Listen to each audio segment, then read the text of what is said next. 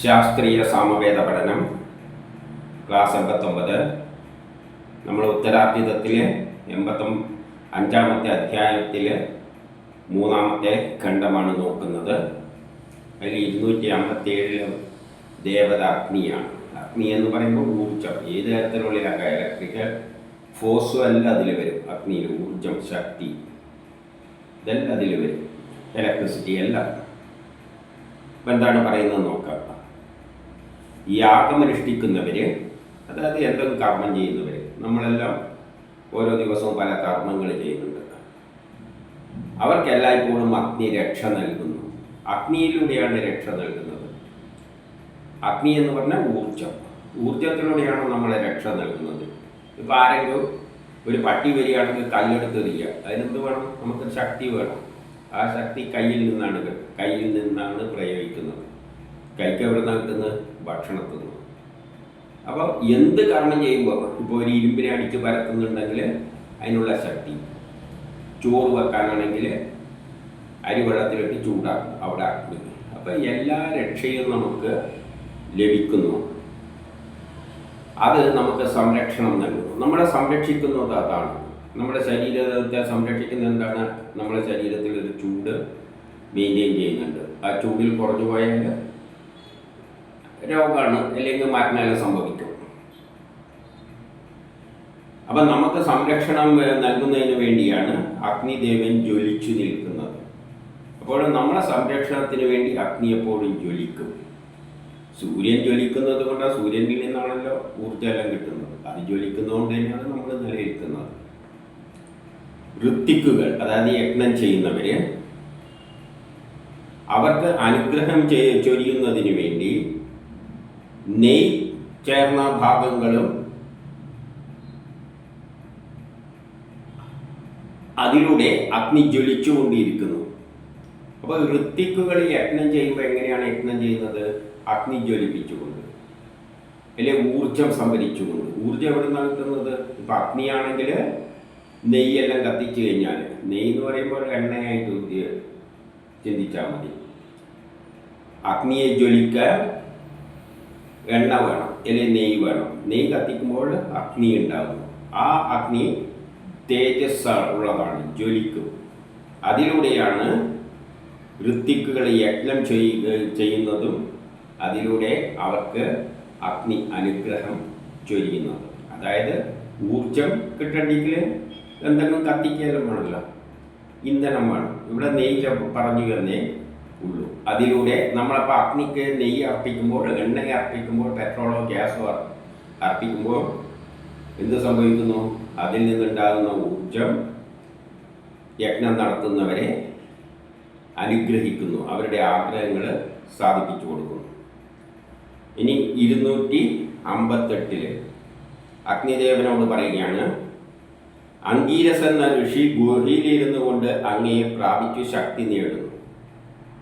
അംഗീരസുകൾ അഗ്നിയിൽ നിന്നാണ് ശക്തി നേടുന്നത്. അപ്പം അംഗീരസ് ഋഷിയായിട്ട് ഇവിടെ പറഞ്ഞിട്ടുണ്ടെങ്കിലും അംഗീരസ് എന്ന് പറയുന്നത് ആദ്യമുണ്ടായ കണങ്ങളാണ്. പ്രപഞ്ചത്തിൽ ആദ്യമുണ്ടായ കണങ്ങൾക്കാണ് അംഗീരസ് എന്ന് പറയുക. അത് ഇലക്ട്രോണും പ്രോട്ടോണും അല്ല, അതിനെക്കാട്ടി സൂക്ഷ്മമായ കണങ്ങൾ ഉണ്ടായിട്ടുണ്ട്. അതായത് ഊർജം ദ്രവ്യമായി. അപ്പോൾ ആ അംഗീരസുകൾക്ക് ശക്തി കിട്ടിയതെന്നാണ്? ഊർജത്തിൽ നിന്നാണ്, അഗ്നിയിൽ നിന്നാണ്. അഗ്നിയാണ് കണമായിട്ട് അംഗീരസുകളായിട്ട് മാറിയത്. അംഗീരസിൻ്റെ പ്രകൃതി രൂപമായ അങ്ങയെ, അപ്പം അംഗീരസിൻ്റെ പ്രകൃതി രൂപമാണ് അങ്ങയെ ശക്തി തികഞ്ഞവനാണെന്ന് മനുഷ്യരെല്ലാം വിശ്വസിക്കുന്നുണ്ട്. അതായത് അഗ്നിയിൽ നിന്നാണ് അംഗീരസ് ഉണ്ടായത്, അല്ലെ? അഗ്നി തന്നെയാണ് അംഗീരസ്. ആദ്യത്തെ അംഗീരസ് എന്ന് പറയുന്നത് അഗ്നി തന്നെയാണ്. ആ അംഗീരസിൻ്റെ, ആദ്യത്തെ അംഗീരസായ അഗ്നിയുടെ ശക്തിയെ മനുഷ്യന് മനസ്സിലാക്കിയിട്ടുണ്ട്. ഊർജത്തിൻ്റെ മഹത്വം നമ്മൾ മനസ്സിലാക്കിയിട്ടുണ്ട്. ഇനി 259 കർമ്മം ചെയ്തുകൊണ്ടിരിക്കുന്ന ഋത്തിക്ക് അഗ്നിയെ ഉയർത്തുന്നു. കർമ്മം ചെയ്യാൻ വേണ്ടിയിട്ട് ഋത്തിക്കുകൾ എന്ന് പറഞ്ഞാൽ ഈ കർമ്മം ചെയ്യുന്നവർ, എന്തെങ്കിലും യജ്ഞങ്ങളെല്ലാം ചെയ്യുന്നവർ, കർമ്മം ചെയ്യുന്നവർ, എന്തെങ്കിലും ജോലി ചെയ്യുന്നവർ, പുതിയ എന്തെങ്കിലും പ്രൊഡ്യൂസ് ചെയ്യാൻ വേണ്ടിയിട്ട് ഊർജം ഉപയോഗിക്കുന്നവർ എന്ത് ചെയ്യും? അഗ്നിയെ ഉയർത്തുന്നു. നമ്മളും ചോറ് വെക്കണ്ടെങ്കിൽ അഗ്നിയെ ഉയർത്തും. എങ്ങനെ ഉയർത്തുക? തീപ്പെട്ടി ഉരച്ച് വെച്ചിട്ട് അഗ്നി ജ്വലിപ്പിക്കും. 3 വിധ സ്ഥാനങ്ങളിൽ അഗ്നി ജ്വലിക്കുന്നു. അഗ്നി 3 വിധ സ്ഥാനങ്ങളിലാണ് ജ്വലിക്കുന്നത്. അഗ്നിക്ക് 3 സ്ഥാനമുണ്ട്. അതാണ് ശിവന് ത്രിശൂലം. ശിവൻ അല്ലെങ്കിൽ രുദ്രൻ്റെ ത്രിശൂലം. രുദ്രൻ എന്ന് പറയുന്നത് ആറ്റം. ആറ്റത്തിൽ നിന്നാണ് ഇന്ന് നമുക്ക് ഊർജം കിട്ടുന്നത്. എങ്ങനെയെല്ലാം കിട്ടുന്നത്? 3 സ്ഥാനങ്ങളിൽ നിന്ന്. ഒന്ന് അതിലെ ഇലക്ട്രോൺ. ആ പുറത്തേക്ക് വരുന്ന ഇലക്ട്രോണിൽ നിന്ന് കിട്ടുന്ന ഊർജമാണ് കത്താനെല്ലാം സഹായിക്കുന്നത്. കത്തുമ്പോൾ കിട്ടുന്ന ഊർജം അത് കമ്പിയിലോട്ട് ഒഴുകുമ്പോഴുള്ളതാണ് വൈദ്യുതോർജം. അത് ഇലക്ട്രോ മാഗ്നറ്റിക് വേവ്സ് ആയിട്ട് പോകുമ്പോഴാണ് ആ ഊർജമായിട്ട് മാറുന്നത്. അപ്പോൾ അതെല്ലാം ആറ്റത്തിൽ നിന്ന് വരുന്ന ഇലക്ട്രോണുകളുടെ ഊർജമാണ്. അതാണ് ഒരു ഊർജം. രണ്ടാമത്തത് ഓർബിറ്റൽ. ഓരോ ഓർബിറ്റിനും ഓരോ ഊർജമുണ്ട്. ഏത് ഓർബിറ്റിലെ ഇലക്ട്രോൺ ആണോ വരുന്നത് അതിനനുസരിച്ച് അതിൻ്റെ ശക്തി കൂടിയോ കുറയോ ചെയ്യും. അതാണ് ഓർബിറ്റൽ എനർജി. അപ്പോൾ ഒന്ന് ഇലക്ട്രോണിൻ്റെ എനർജി, മറ്റേത് ഓർബിറ്റൽ എനർജി, മൂന്നാമത്തതാണ് നടുവിലുള്ള ന്യൂക്ലിയസിലുള്ള ന്യൂക്ലിയർ എനർജി. അപ്പോൾ അഗ്നിക്ക് 3 സ്ഥാനങ്ങളുണ്ട്. അതിലൂടെയാണ് നമ്മൾ ശ്രേഷ്ഠമായ കർമ്മങ്ങൾ ചെയ്യുന്നത്. അങ്ങനെ 3 തരത്തിലുള്ള ഊർജം ഉപയോഗിച്ചുകൊണ്ടാണ് നമ്മൾ യജ്ഞങ്ങളെല്ലാം ചെയ്യുന്നത്. ദേവന്മാരെ അത് ആഹ്വാനം ചെയ്യും. ആര്? ഈ അഗ്നി. ഉദാഹരണമായിട്ട് ചോറ് വെക്കുമ്പോൾ ചോറ് എല്ലാം ദേവതകളാണ്. അരിയും വെള്ളമെല്ലാം ദേവതയാണ്. അരിയും വെള്ളത്തിൽ അരിയിട്ടിട്ട് കത്തിക്കുമ്പോൾ അഗ്നി എന്ത് പറയും? അരിയോട് പറയും, നിന്റെ ഘടന, അരിൻ്റെ ഘടന ഹാർഡാണ്, അത് സോഫ്റ്റ് ആക്കാൻ വേണ്ടിയിട്ട് ഇന്ന മാറ്റങ്ങൾ അതിൻ്റെ അകത്ത് ഇൻറ്റേർണൽ സ്ട്രക്ചറൽ ചേഞ്ചസ് വരുത്തുക. അഗ്നി പറയുന്നില്ല, അത്തരത്തിൽ ഇവിടെ ആഹ്വാനം ചെയ്യുന്ന മാതിരി പറയുകയാണ്. അഗ്നി എന്ത് ചെയ്യും? അരിയോട് പറയും, എൻ്റെ ഊർജം ഉപയോഗിച്ചുകൊണ്ട് നീ സോഫ്റ്റ് പദമുള്ളതായിട്ട് തീരുക. അതിനായി അഗ്നിയെ ആ പീഠത്തിൽ പ്രതിഷ്ഠിക്കുന്നു. അഗ്നി വെക്കേണ്ട സ്ഥലത്ത് അരി വെക്കുമ്പോൾ അതിൻ്റെ അടിയിൽ മൂട്ടിൽ ഓരോ സ്ഥലത്തും അതിൻ്റേതായ അഗ്നി പ്രയോഗിക്കാനുള്ള സ്ഥലം ഉണ്ടാവില്ല. അവിടെ അഗ്നിയെ പ്രതിഷ്ഠിക്കുന്നു. ഇനി 260. അഗ്നി എപ്പോഴും സത്യത്തിലൂടെയാണ് നീങ്ങുക. അഗ്നി എപ്പോഴും സത്യമേ ചെയ്യൂ. അല്ല,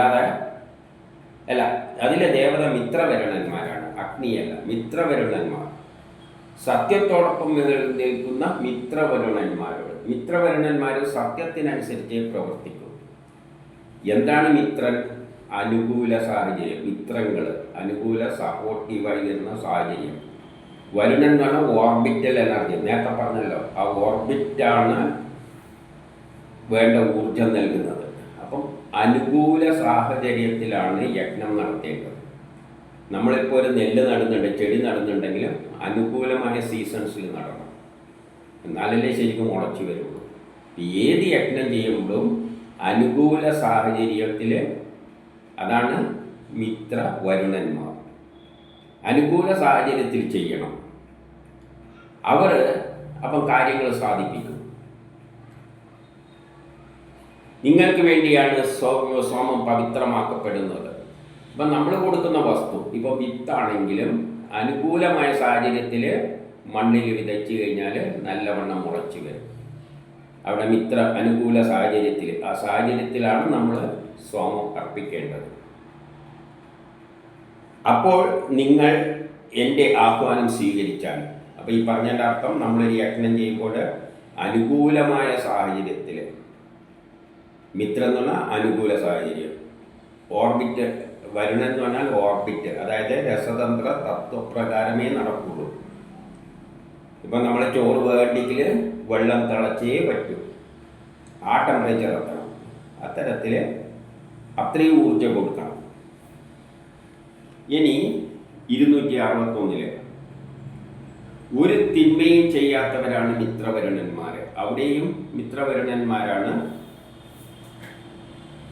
ദേവതകൾ, ഒരു തിന്മയും ചെയ്യാത്ത മിത്രവരുണന്മാർ. നമ്മൾ അനുകൂല സാഹചര്യത്തിൽ കാര്യങ്ങൾ ചെയ്തു കഴിഞ്ഞാൽ അത് ഭംഗിയായിട്ട് സാധിപ്പിച്ചു തരും. അനുകൂല സാഹചര്യം അല്ലെങ്കിലോ എന്തു പറ്റും? നമ്മളിപ്പോൾ മഴയുള്ള സ്ഥലത്ത് വെച്ചിട്ട് അടുപ്പ് കത്തിക്കാൻ നോക്കിക്കഴിഞ്ഞാൽ കെട്ടുപോകും. അപ്പോൾ അനുകൂല നല്ല മഴയൊന്നും ഇല്ലാതെ നല്ല സ്ഥലത്ത് വെച്ച് കത്തിക്കുകയാണെങ്കിൽ നല്ലോണം കത്തും. അതാണ് അനുകൂല സാഹചര്യത്തിൽ 1000 സ്തംഭങ്ങളുള്ള സഭയുടെ സ്ഥാനത്തിരുന്ന് അനുഗ്രഹം ചൊരിയട്ടെ. അങ്ങ് ആയിരക്കണക്കിന് സ്ഥാനങ്ങളിൽ ഇരുന്നു കൊണ്ട് നമ്മുടെ യജ്ഞത്തെ, അതായത് നമ്മളിവിടെ നമ്മൾ മാത്രമല്ല യജ്ഞം ചെയ്യുന്നത്, ലോകത്തിൽ പലയിടത്തും ഇതേമാതിരി അനുകൂല സാഹചര്യങ്ങളിൽ അഗ്നിയുടെ സഹായത്താലെല്ലാം യജ്ഞം ചെയ്യുന്നുണ്ട്. അപ്പം നമ്മളെല്ലാം യജ്ഞത്തിൽ സഹായിക്കുക. ഇനി 262, എല്ലാവരെയും നിയന്ത്രിക്കുന്ന അതിഥിപുത്രന്മാർ. അപ്പോൾ ഒരു യജ്ഞം ചെയ്യുമ്പോൾ എന്തെല്ലാം ശ്രദ്ധിക്കണം? അഗ്നി വേണം, അനുകൂല സാഹചര്യമാണ്, എല്ലാവരെയും നിയന്ത്രിക്കുന്ന അതിഥിപുത്രന്മാർ. അതിഥിയുടെ പുത്രന്മാരാണ് സൂര്യനും ചന്ദ്രനും, എല്ലാം അതിഥിയുടെ പുത്രന്മാരാണ്. അതിഥിയിൽ നിന്നാണ് എല്ലാം ഉണ്ടായിരിക്കുന്നത്. അപ്പം നമ്മളെ സഹായിക്കുന്ന വസ്തുക്കൾ എന്തെല്ലാമാണ്? കത്തണ്ടിക്കൽ വായു ആവശ്യമുണ്ട്. വായു ഒരു ദേവനല്ലേ. ചോറാക്കണ്ടിക്കൽ വെള്ളം ആവശ്യമുണ്ട്. വെള്ളം ഒരു ദേവതയാണ്. വെറും അഗ്നി മാത്രം പോലെ. അപ്പോൾ എല്ലാം നിയന്ത്രിക്കുന്ന അതിഥിപുത്രന്മാർ എന്ന് പറഞ്ഞാൽ നമ്മൾ എന്തെല്ലാം പല യജ്ഞത്തിനും പല സാഹചര്യങ്ങളിലാണ് ചെയ്യുക. എന്നിട്ട് യാഗകർത്താവിന് അനുഗ്രഹം ചൊരിയുക. അപ്പോൾ നമ്മൾ ഏത് യജ്ഞമാണോ ചെയ്യുന്നത് അതിനാവശ്യമുള്ള സാഹചര്യം. ഇപ്പം ചോറ് വെക്കണ്ടെങ്കിൽ നമുക്ക് ചിലപ്പം പ്രഷർ കുക്കർ വേണ്ടി വരും, ചിലപ്പോൾ കലമതിയായിരിക്കും, മൂടിയിട്ടിട്ട് നമ്മൾ കുറേ നേരം ചൂടാക്കും. അല്ല പെട്ടെന്നാണ്ടിക്ക് പ്രഷർ കുക്കർ. ഇതെല്ലാം ദേവതകളാണ്. അവരെല്ലാം നമുക്ക് യജ്ഞത്തിൽ നമ്മളെ സഹായിച്ചിട്ട് അനുഗ്രഹം ചൊരിയട്ടെ എന്ന് പറയുകയാണ്. ഇനി 263, ഒരിക്കലും തിന്മ പ്രവർത്തിക്കാത്ത ഇന്ദ്രൻ. പിന്നെ അവിടെ വരുന്ന ഒരു ശക്തിയാണ്. അപ്പോൾ അഗ്നി വേണം, യജ്ഞം ചെയ്യാൻ അഗ്നി വേണം, അനുകൂല സാഹചര്യം വേണം, പിന്നെ ഓർബിറ്റുകൾ പങ്കെടുക്കണം, പിന്നെ എന്ത് വേണം? അതിഥിപുത്രന്മാർ, പല ദേവതകൾ നമ്മളെ യജ്ഞത്തിന് സഹായിക്കുന്നവരുണ്ട്. ചിലപ്പോൾ ചോറെല്ലാം വെക്കുമ്പോൾ നമ്മൾ പുളിനാരങ്ങയെല്ലാം ഒഴിച്ചു കൊടുക്കും, ഒന്ന് വെന്ത് കിട്ടാൻ വേണ്ടി, ഇതിലേക്ക് തൈര് ഒഴിച്ചു കൊടുക്കും. അപ്പോൾ ഇതെല്ലാം പലതരം ദേവതകളാണ്. ദിതി മഹർഷിയുടെ അസ്ഥികളാൽ 90 പ്രാവശ്യമാണ് 810 അസുരന്മാരെ കഥകടിച്ചത്. ദിതിജി മഹർഷിയുടെ, അത് വേറൊരു കഥയാണ്. ഇന്ദ്രന് വജ്രായുധം കിട്ടിയിട്ടുണ്ട്. അത് അസ്ഥിയിൽ നിന്നാണ് ഉണ്ടാക്കിയിരിക്കുന്ന ഒരു മഹർഷിയുടെ. അത് പണ്ട് പറഞ്ഞിട്ടുണ്ട്, അതുകൊണ്ട് ഇവിടെ റിപ്പീറ്റ് ചെയ്യുന്നില്ല. അതായത് എല്ലിന് സമാനമായ ഹാർഡാണ് എന്ത്? വജ്രായുധം. ഇന്ദ്രൻ ചെയ്യുന്ന ഇന്ദ്രനാണ് യജ്ഞം ചെയ്യുന്നത്. ഒരു യജ്ഞം എന്ന് പറയുന്നത് സാധാരണ മുറിക്കലും യോജിപ്പിക്കലുമാണ്. നമ്മളിപ്പോൾ സാമ്പാർ ഉണ്ടാക്കുന്നതല്ല എന്തെല്ലാം ഉള്ളത്? മുറിക്കും, വെണ്ടക്ക മുറിക്കും, എന്നിട്ട് വെള്ളത്തിലിട്ടിട്ട് ചൂടാക്കുമ്പോൾ യോജിക്കും. അതെല്ലാം കൂടിയിട്ട് യോജിച്ചിട്ട് ഒരു സാമ്പാറായി മാറും. മേശ ഉണ്ടാക്കണ്ടെങ്കിൽ മരം മുറിച്ച് തറച്ച് യോജിപ്പിച്ച്, അങ്ങനെ ഏത് വർക്ക് ചെയ്യുന്നുണ്ടെങ്കിലും അവിടെ മുറിക്കലും വേറൊരു തരത്തിൽ കൂട്ടി യോജിപ്പിക്കലാണ്. ആറ്റങ്ങൾ വേർപെടുത്തും, വേറൊരു തരത്തിൽ കൂട്ടി യോജിപ്പിക്കും. അപ്പോൾ പുതിയ വസ്തുവായി മാറും. അപ്പോൾ ഈ മുറിക്കാൻ വേണ്ടിയിട്ട് ഇന്ദ്രനാണല്ലോ മേൽനോട്ടം വഹിക്കുന്നത്. അപ്പം ഇന്ദ്രൻ്റെ കയ്യിൽ ഒരു ആയുധം ഉണ്ട് എന്ന് പറയുകയാണ്. എന്തായുധമാണ്? മുറിക്കാൻ പറ്റിയ ഏറ്റവും ഹാർഡായ വസ്തു ഏതാണ്? വജ്രം. ആ വജ്രം എങ്ങനെയാണുള്ളത് എന്ന് ചോദിച്ചു കഴിഞ്ഞാൽ നമ്മളെ എല്ല് പോലെയാണ്. എല്ലും വളരെ ഹാർഡാണ്. എല്ലിൻ്റെ ഘടന പോലെയാണ് വജ്രം. അതുകൊണ്ട് ദിതിജി മഹർഷിയുടെ എല്ലിൽ നിന്നാണ് ഇതുണ്ടാക്കിയെന്ന് വേറൊരു കഥയുണ്ട്. അതുകൊണ്ട് 90 പ്രാവശ്യം എന്നെല്ലാം പറഞ്ഞത് അവിടെ പറയുന്ന കഥയുമായിട്ട് ബന്ധപ്പെട്ടതാണ്. ഇനി 264,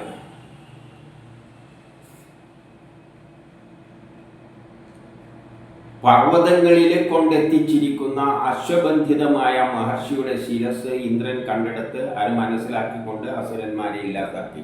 ആ ദിതിജി മഹർഷിയുടെ കഥയായിട്ട് ബന്ധപ്പെട്ട ഒരു കാര്യമാണ് ഇവിടെ പറഞ്ഞുകൊണ്ടിരിക്കുന്നത്. ആ ദിതിജി മഹർഷിയുടെ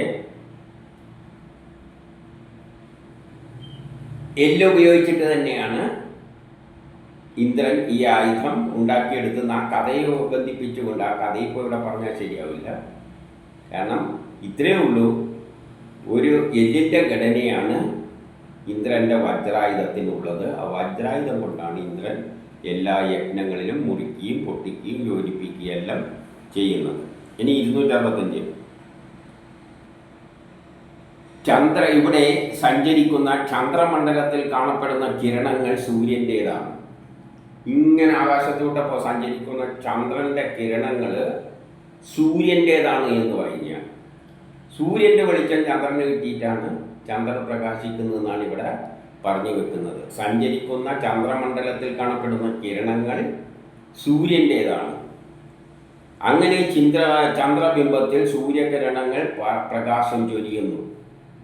അപ്പോൾ ഇവിടെ വേറൊരു കാര്യം പറയുകയാണ്, ചന്ദ്രന് പ്രകാശം കിട്ടുന്നത് സൂര്യനിൽ നിന്നാണ് എന്നതാണ് ഇവിടെ പറഞ്ഞു വെക്കുന്നത്. ഇനി 266 ഇന്ദ്രാഗ്നികൾക്ക് വേണ്ടി സ്തോതാക്കളിൽ നിന്നും സ്തുതികൾ ഉയരുമ്പോൾ മേഘത്തിൽ നിന്നും വർഷം താഴെ പതിക്കുന്നു. അത് സോമയാഗത്തിലൂടെ കൃത്രിമ മഴ പെയ്യിപ്പിക്കുമ്പോഴുള്ള കാര്യം പറയുകയാണ്. ഇന്ദ്രാഗ്നികൾക്ക് വേണ്ടി, ഇന്ദ്രനും അഗ്നിക്കും വേണ്ടി ശാസ്ത്ര സ്തോത്രങ്ങൾ സ്തുതികൾ ഉയരുമ്പോൾ, അതായത് ശാസ്ത്രത്തിൻ്റെ സയൻസിൻ്റെ അടിസ്ഥാനത്തിലാണ് ഇന്ദ്രനെയെല്ലാം തൃപ്തിപ്പെടുത്തുന്നത്. എങ്ങനെ? സോമ നീര് പിഴിഞ്ഞ് അഗ്നിയിലർപ്പിച്ച് അങ്ങ് ആകാശത്തിലേക്ക് ഇന്ദ്രൻ അയച്ചു കൊടുക്കുമ്പോൾ ആ ഇന്ദ്രൻ എന്ത് ചെയ്യും? അതുപയോഗിച്ചുകൊണ്ട് മേഘങ്ങളെ പെട്ടെന്ന് കൂട്ടിച്ചേർത്തിട്ട് മഴ പെയ്യിക്കും. മേഘങ്ങളിൽ നിന്ന് വർഷം താഴെ പതിപ്പിക്കുന്നു.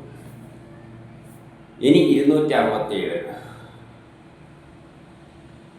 സ്തോതാവിൻ്റെ ആഹ്വാനത്തെ ഇന്ദ്രനും അഗ്നിയും കേട്ടിട്ട് അവരെ രക്ഷിക്കും, അവരുടെ സ്തുതികൾ സ്വീകരിക്കും. അപ്പം ശാസ്ത്രത്തിൻ്റെ സ്തുതികൾ സ്വീകരിക്കുക എന്ന് പറഞ്ഞാൽ ശാസ്ത്രത്തിൻ്റെ അടിസ്ഥാനത്തിൽ നമ്മൾ യജ്ഞങ്ങൾ ചെയ്യുമ്പോൾ ഇന്ദ്രനും അഗ്നിയും എല്ലാം എന്ത് ചെയ്യും? സ്തോതാവിനെ അനുഗ്രഹിക്കും. അതുകൊണ്ട് ഇന്ദ്രാദികൾ ആരുടെ രൂപമാണ്? ഈശ്വരന് സമാനമാണ്. ഈശ്വരൻ്റെ രൂപമായ ഇന്ദ്രാഗ്നികളെ, യഥാർത്ഥത്തിൽ ഈശ്വരൻ തന്നെയാണ് ഈ പ്രപഞ്ചത്തിലുള്ള എല്ലാമായി മാറിയത്. അപ്പോൾ ഇന്ദ്രനും അഗ്നിയെല്ലാം ഈശ്വരൻ തന്നെയാണ് മാറിയത്. അവരാണ് നമ്മുടെ കർമ്മങ്ങളെ പൂർത്തീകരിക്കുന്നത്. നമ്മൾ എന്ത് കർമ്മങ്ങൾ ചെയ്യുമ്പോൾ അതിനെ പൂർത്തീകരിക്കുന്നത് ഇന്ദ്രനും അഗ്നിയെല്ലാം കൂടിയിട്ട് ഊർജം കൊണ്ട് തന്നെയാണ് കർമ്മങ്ങൾ പൂർത്തീകരിക്കുന്നത്. പിന്നെ അതിനെ ഏകോപിപ്പിക്കുന്ന ശക്തിവിശേഷത്തെയാണ് ഇന്ദ്രൻ എന്ന് പറയുന്നത്. ഇനി 268 കർമ്മത്തെ പ്രേരിപ്പിക്കുന്ന ഇന്ദ്രാഗ്നികൾ. ഒരു കർമ്മത്തെ പ്രേരിപ്പിക്കുന്ന ആരാണ്? ഇന്ദ്രനും അഗ്നിയുമാണ്. അരിയെ ചോറാക്കാൻ പ്രേരിപ്പിക്കുന്ന ആരാണ്? അഗ്നിയാണ്. അവിടെ അതിനെ ഏകോപിപ്പിക്കുന്ന, അതിൻ്റെ അകത്ത് നടക്കുന്ന പ്രവർത്തനങ്ങളെ ഏകോപിപ്പിക്കുന്ന ശക്തി ആരാണ്? ഇന്ദ്രനാണ്. അപ്പോൾ ഇന്ദ്രനും അഗ്നിയും കൂടിയാണ് യജ്ഞങ്ങളെ, കർമ്മങ്ങളെ, നമ്മൾ ചെയ്യുന്ന കർമ്മങ്ങളെ പ്രേരിപ്പിക്കുന്നത്. ഒരിക്കലും മോശപ്പെട്ട പ്രവർത്തികൾ ചെയ്യാൻ വിട്ടുകൊടുക്കരുത്. അതുകൊണ്ട് ഇവരെന്ത് വേണം? പ്രവർത്തികളൊന്നും മോശം നിലയിലേക്ക് പോകാതെ ശ്രദ്ധിക്കണം. അതേസമയം തന്നെ നമ്മളെ നല്ല കർമ്മത്തിന് പ്രേരിപ്പിക്കുകയും വേണം. അപ്പം നമ്മൾ എന്ത് യജ്ഞം ചെയ്യുന്നുണ്ടെങ്കിലും അതിന് ഇന്ദ്രനും അഗ്നിയും നമ്മളെ സഹായിക്കും. നമ്മൾ മോശം കർമ്മം ചെയ്യുകയാണെങ്കിലും ഇന്ദ്രനും അഗ്നിയും അവിടെയും ആ യജ്ഞത്തെ പൂർത്തീകരിക്കുന്നത്, നമ്മൾ മോശമാണ് ചെയ്യുന്നുണ്ടെങ്കിലും ആ യജ്ഞത്തെ പൂർത്തീകരിക്കുന്നത് ഇന്ദ്രനും അഗ്നിയുമാണ്. അഗ്നി ഉപയോഗിച്ചിട്ട് നമുക്ക് പലവരുടെ വീട്ടിന് തീ കൊടുത്തൂടെ? അപ്പോൾ അവിടെ ഇന്ദ്രനും അഗ്നിയും തന്നെയാണ്. പക്ഷെ ഇവിടെ പറയുന്നു മനുഷ്യരെ അങ്ങനെ പ്രേരിപ്പിക്കരുത്. അവരോട് പറയുകയാണ്, ഹിംസക്കായും നിന്ദിക്കുവാനായും ഞങ്ങളെ വിട്ടുകൊടുക്കരുത്. അപ്പം ഇന്ദ്രനും അഗ്നിയും കൂടിയാണ് എല്ലാ കർമ്മങ്ങളും ചെയ്യുമെങ്കിലും അവരോട് പറയുകയാണ്, നമ്മൾ ആ വഴിയിലേക്ക് നയിക്കരുത്. അത് നമുക്കുള്ള ഉപദേശമാണ്. നമ്മൾ ചെയ്യുന്ന യജ്ഞങ്ങളിൽ ലോക പുരോഗതിക്ക് വേണ്ടി ചെയ്യണം, അല്ലാതെ മറ്റുള്ളവരെ ദ്രോഹിക്കാൻ വേണ്ടി ചെയ്യരുത്. അങ്ങനെ യജ്ഞങ്ങൾ, ഏത് യജ്ഞമാണ് ചെയ്യുന്നുണ്ടെങ്കിലും അവിടെ ഊർജം ഉപയോഗിച്ചാണ് ചെയ്യുന്നത്, അഗ്നി ഉപയോഗിച്ചാണ് ചെയ്യുന്നത്. അവിടെ അപ്പോൾ അവയെ ഏകോപിപ്പിക്കുന്ന ഒരു ശക്തിയുമുണ്ട്, അതാണ് ഇന്ദ്രൻ.